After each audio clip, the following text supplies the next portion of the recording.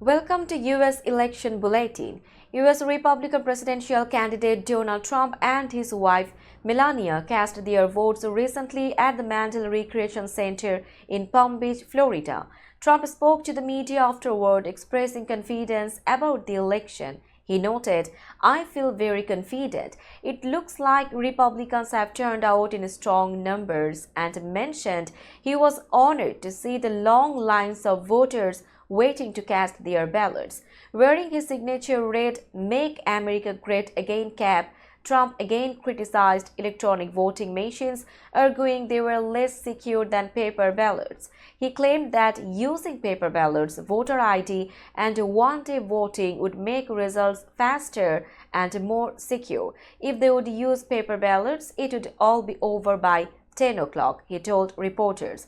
Trump also dismissed concerns about potential violence after the election, asserting, "My supporters are not violent people." As the votes continue to be counted, Trump's remarks reflect his ongoing concerns about election security and his confidence in a high Republican turnout.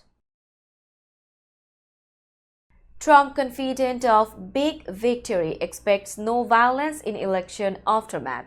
Former President Donald Trump expressed confidence in a very big victory in the election. Speaking to reporters, he said he felt very confident and noticed Republicans have shown up in force for Election Day. Trump cast his vote early Tuesday and encouraged his supporters to stay in line to vote.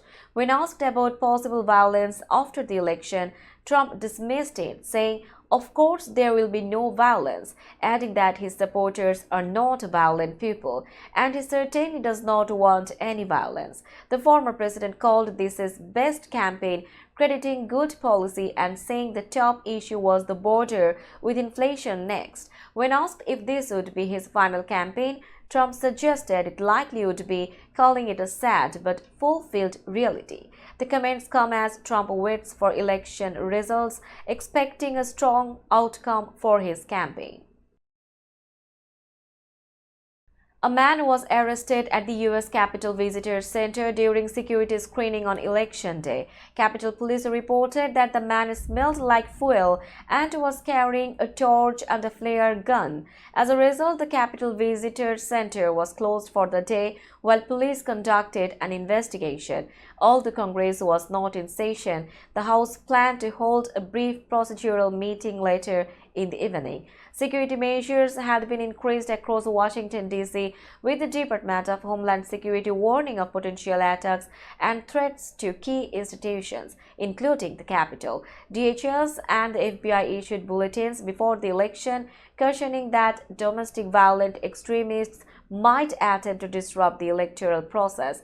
As of 2 p.m., there were no other reported threats in Washington. However, in Georgia, election officials evacuated 2 polling locations due to non-credible bomb threats, with voting resuming about 30 minutes later. Authorities remain vigilant on potential disruptions as the election continues, ensuring the safety and security of all involved.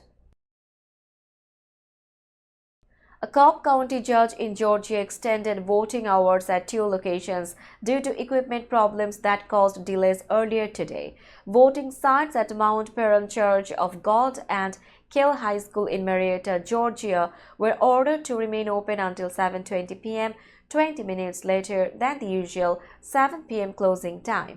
According to the judge's order, voters casting ballots during these extended hours would need to use provisional ballots. This measure aimed to give affected voters a fair chance to participate in the election despite the morning delays. The extension was unrelated to separate bomb threats reported in Fulton County, Georgia, earlier today. Those incidents did not disrupt voting in Cobb County but led to temporary evacuations at other polling locations. Election officials worked to address technical issues quickly, aiming to maintain smooth voting across the state. The judge's extension allowed voters more time at these sites to ensure everyone had an opportunity to vote.